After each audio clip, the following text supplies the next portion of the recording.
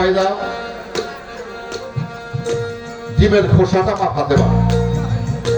আপনাদের কাছে প্রশ্ন, কুসুম পদ্মা এটা কি ডিমের বাইরে, খোসার বাইরে থাকে না ভিতরে থাকে? ভিতরে থাকে। প্রথম পাইলাম ডিমের খোসা মা ফাতেমা, এটা ভাণ্ড। এই ভাণ্ডের ভিতরে বিজল রূপে হযরত আলী, বড়কে হযরত আলী নামা ফাতেমা। দুনিয়ার হিসাবে হযরত আলীর স্বামী মা ফাতেমা ছিল তার স্ত্রী। আলী ছেলে এই জন্ম নেয়, স্বামীও জন্ম দিছে। মা ফাতেমা যদি ডিম রূপে থেকে থাকে বিজল রূপে হযরত আলী, এই ডিমের ভিতরেই তো হযরত আলী ছিল। এই সেই বিজলের পরে আসলো কি, বড় পর্দা ইমাম হাসান, ছোট পর্দা ইমাম হোসাইন। এটা কি বাইরে না ভিতরে? ভিতরে। তাহলে ইমাম হাসান হোসাইনও ডিমের ভিতরে ছিল। এই পর্দার পরে কি কুসুম, কুসুম কি ডিমের বাইরে না ভিতরে? ভিতরে। এই কুসুম রূপে আমার দয়াল নবী। তাই রে এই ভাগ্য নামক যে ডিমের খোসা, এর মধ্যে দয়াল নবীও ছিল। এবার কুসুমের ভিতরে সূক্ষ্ম হইতে সূক্ষ্ম বিন্দু রূপে ছিল আত্মা রূপে আমার দয়াল শাহীর। তাইরে হযরত আলী, ইমাম হাসান হোসাইন, দয়াল নবী এবং আল্লাহ, তারা ওই ডিমের ভিতরেই ছিল। 570 খ্রিস্টাব্দে নবী আমার মক্কায় প্রকাশ পেল। 25 বৎসর বয়সে 40 বৎসরের বিবি মা খাদিজাকে নবী শাদী কইয়াছিল। ওই খাদিজার গর্ভ হইতে জন্ম নিল আমার জগৎ ফাতেমা। এখানে কুল কায়নাত নবী আলী, ইমাম হাসান হোসাইন, স্বয়ং আল্লাহ সেই ডিমের ভিতরে ছিল। তাইলে খাদিজাও মা ফাতেমার জি। দুনিয়ায় আইসা খাদিজা হয়ে গেল মা, খাতুনে জান্নাত মা ফাতেমা হয়ে গেল জি।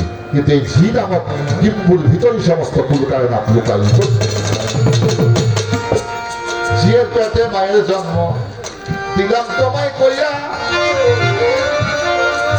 এবার 6 মাসের কন্যা ছিল, 9 মাসে গেল গর্ভবতী হইয়া। আমরা জানি 16 বছর হইলে মেয়েদের বিয়ে হয়। 22 বছরের ছেলে, 16 বছরের মেয়ে। কিন্তু এটা 6 মাসের শিশু। 80 বছর বয়সে, 80 বছর বয়সে তার তওবার দরজা বন্ধ হয়ে যায়। কি বন্ধ হয়? তওবার দরজা বন্ধ হয়। কিতাব ছাড়া কথা বলা যায় না। 80 বছর আগে, 79 বছর বয়সে বাউল শাহকে বিশ্বাস করে যদি বাউল শাহর কাছে কেউ মুড়ি দেয়, তার অতীত জীবনের যত পাপ ভুল ভ্রান্তি গাফিলতি থাকে ওই রুসিলা সবটা নিষ্পাপ করে সেই ব্যক্তি হয়ে যায় 6 মাসের শিশুর মতো নিষ্পাপ নিষ্কলঙ্ক। এবার গুরু কৃপা করে, দয়া করে গুরু জিহ্বাকে লিঙ্গ বানাইয়া, ভক্তের কর্ণকে জনি বানাইয়া জ্ঞান মন্ত্র করে বাজান শিষ্যকে দান। 11 মাস হইয়া গেলে ওখান থেকে বাজান ভূমিষ্ঠ হয় 3টি সন্তান। একটার নাম জ্ঞান, একটার নাম বিবেক, আর একটার নাম বুদ্ধি। তার প্রকৃত জ্ঞান যাই জন্ম হইয়া জ্ঞান দিয়া ফকরি করতে হয়, এই কথাটা লালন সাইতে গেছে তার কানেতে বলিয়া।